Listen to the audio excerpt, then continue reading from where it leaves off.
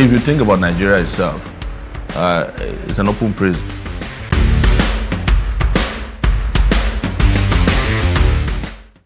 My name is Omoyele Sowore. I'm the presidential candidate of the African Action Congress, and I'm going to be the president of Nigeria come after February 2023. So you all better be careful. I want to say here, and it's very important to me, that I observed one of the most peaceful elections in Nigeria in 1993. And we allowed that election to stand. We will not be signing a peace agreement today.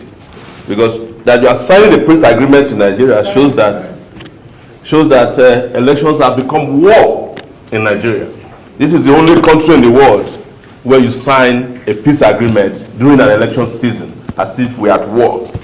But that is what our elders did to Nigeria. And I think next time we should sign a peace agreement with the elders who are instigating violence in this country, or have them sign peace agreements between themselves. Because peace is not breached by poor people. Poor people suffer the consequences of violence. When you look at elections, the people that suffer the most are those poor women and men. And when there's a breakdown in law and order in Nigeria, every rich man, politically connected, gets enough police protection, and they're able to get on the jet and leave Nigeria at the slightest provocation. This is where we are. And I should also say that some of the people that instigate us of violence during the election are not in this hall. They are the vassal representatives of some of the men and women in this hall. They are state governors. In particular, you need to get them to sign the peace accord. There are some of them as the most violent and virulent people in Nigeria. They demonstrated it in Kogi State. A woman was burnt alive in her house. Until today, the killers of those women, or that woman, have not been fished out in Nigeria. In Kano, there is someone campaigning that if they don't win the election, they will kill everybody in Kano. In Borno State, it's the same thing. You go to Lagos, where the APC holds sway, you cannot paste a poster if it's not Bola Ahmed Asiwaju's poster in Lagos. I just came back from Lagos. They have a team that tears anybody's poster that is not their candidate's poster.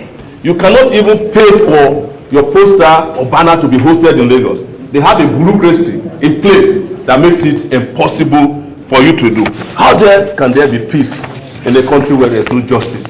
We keep lying to ourselves all the time. I also want to say that for the rest of us, as you have treated us today, because we don't have resources and we don't have powerful connections, we don't have access to state resources. Most of the other candidates use and abuse state resources. They have governors who just dip their hands into their state treasury and use them to fund their candidate activities, and nobody is challenging them. Once in a while, when they want to tickle our fancy, the EFCC comes around to play at the playground of the political parties. Two political parties are particularly very notorious for this. They buy votes, both at their primaries and in the final election. And how do you compete with these people? If elections are supposed to be about justice and bringing about great leadership and bringing about peace and development, how could great people win elections in a country where terrible people control all the resources of your country? That's another issue for another day. The other part is the media. And I should say this because I'm a media practitioner too, that they have shut several of us out. Also, I will accuse the media of Asiwaju. They have never interviewed me in this election. That is the TVC News. They have blacklisted some of us. But they are supposed to be a public media that should address, that should attend to everybody. And the last thing I will say are security agencies. Just like someone mentioned, the security agencies have allegiance and loyalty to just a few people. That's the truth. I was almost run out of the road in Ibadan just yesterday because Atiku was in Ibadan to campaign. I was also there to campaign, but I had one car. Atiku had over 40. And I had no police.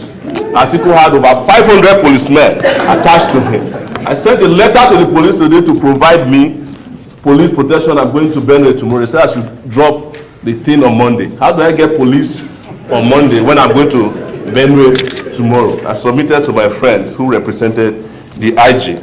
I will just say, finally, that nobody should lose hope in this hall, especially those of us who are the receiving end of the injustices in this country.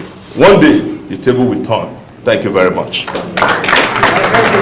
I'm the presidential candidate of the African Action Congress, AAC.